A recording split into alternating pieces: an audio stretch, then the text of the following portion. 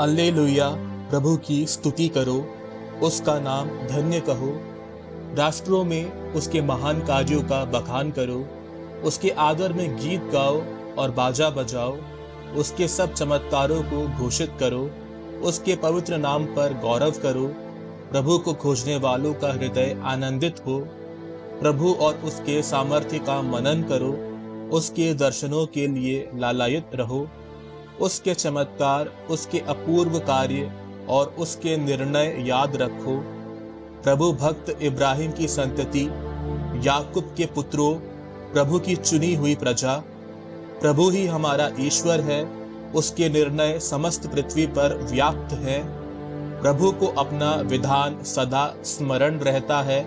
हजारों पीढ़ियों के लिए अपनी प्रतिज्ञाएं, इब्राहिम के लिए निर्धारित विधान, इसहाक के सामने खाई हुई शपथ, याकूब को प्रदत्त संहिता, इस्राएल के लिए चिरस्थायी विधान। उसने कहा था, मैं तुम्हें कनान देश प्रदान करूंगा, वह तुम्हारे लिए निश्चित की हुई विरासत है। उस समय उनकी संख्या बहुत कम थी, वे मुट्ठी भर अप्रवासी थे।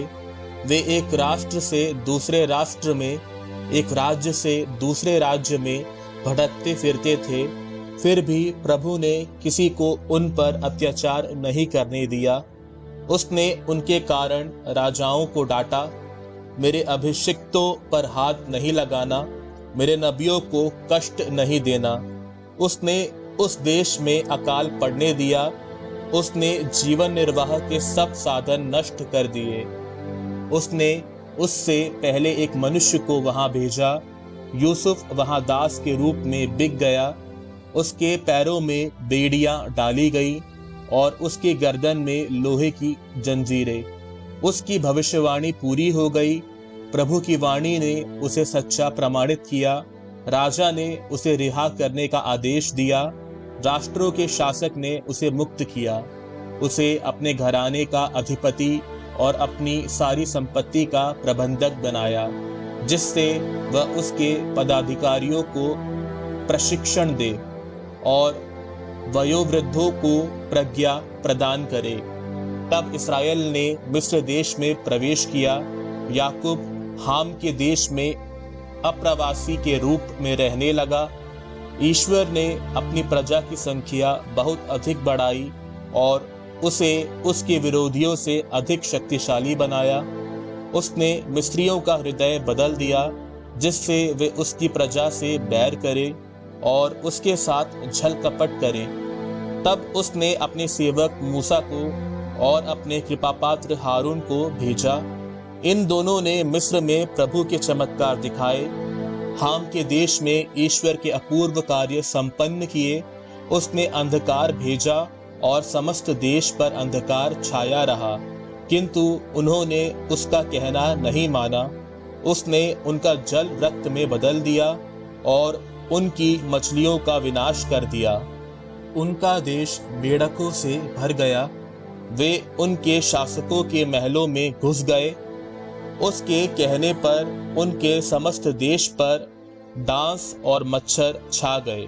उसने वर्षा के बदले उनके सारे देश पर ओले बरसाए और धधकती आग गिराई। उसने उनकी दाख और अंजीर की बारियों को नष्ट किया और उनके सीमांतों के पेड़ों को तोड़ दिया।